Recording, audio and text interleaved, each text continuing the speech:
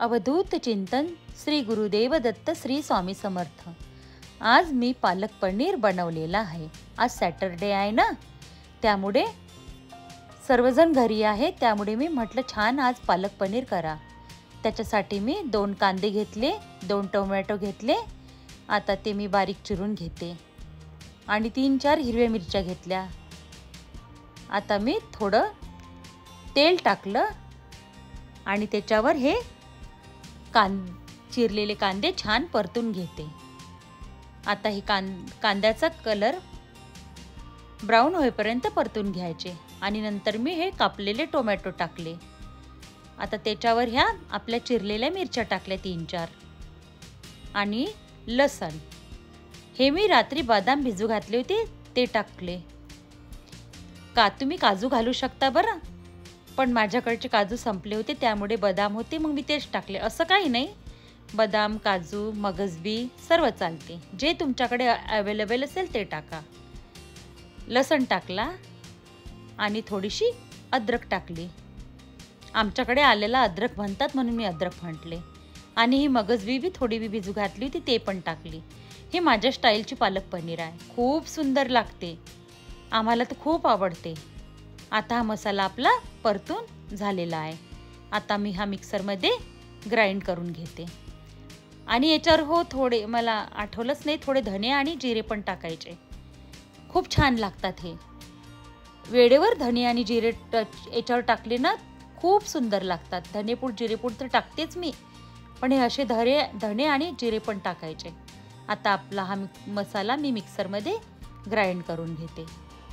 आता मी बाजूला पाणी ठेवलं उकडायला आणि त्याच्यात थोडं मीठ टाकलं। आता मी पालक धुतलेला छान हा पालक टाकला। मी पालक चिरून नाही घेतला, अख्खाच पालक घेतला। काही नाही जास्त, थोडा वेळच म्हणजे पाण्यामध्ये थोडा वेळच वाफ येऊ देपर्यंत व्यवस्थित काही होत नाही। मिनरल्स आपले त्याच्यात विटॅमिन्स राहतात बरं। तो पण थोडा, आता पावसाळा आहे ना तर गरम पाण्यातून काढणं आवश्यक आहे, तसं पण पालक पनीरला काढतातच थोडा गरम पाण्यातून, जास्त वाफवायचा नाही। आता मी लगेच थंड पाण्यात टाकला, बघू शकता तुम्ही, कारण याचा रंग तसाचा तसाच राहतो हिरवागार। खूप छान भाजी लागते ही, मुलांसाठी तर खूप पौष्टिक आहे। पालक टमाटर सर्व छान, म्हणजे सर्वच भाज्या छान आहेत ह्या आणि मुलांना आवश्यक आहे पालक देणे। पालक मुलं खात नाहीत, पण पनीर आवडीनं खातात। आता मी हा मिक्सरमधून ग्राइंड करून घेते पालक, हा मसाला पण। आता हा मसाला आधी ग्राइंड करते मी, टोमॅटो कांदा मगजबी लसण अद्रक मिरची। आता हा मी छान ग्राइंड करून घेते मसाला, बघा। आता हा पालक पण मी त्याच पॉटमध्ये ग्राइंड करून घेते। आता हा आपला मसाला वाटून झाला। आता मी कढईमध्ये तूप घेतले।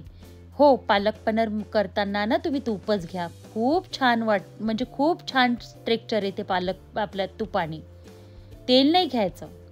आता थोडं जिरं टाकायचं, फक्त जिरं, मोहरी नाही टाकायची।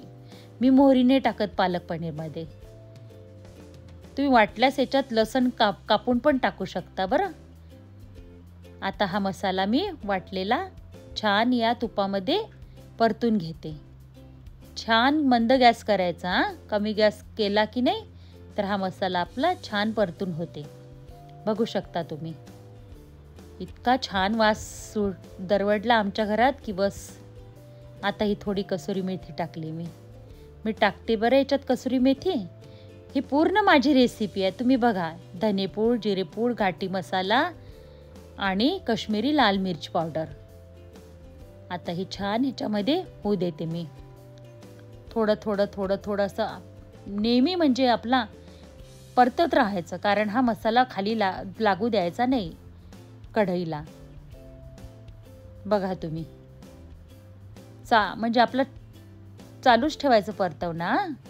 आता ते आपलं वाटलेल्या मिक्सरच्या भांड्यातलं पाणी मी टाकून दिलं याच्यामध्ये, बघा तुम्ही। छान उकडी येईपर्यंत चांगलं समजतेच आपल्याला उकडी आली की।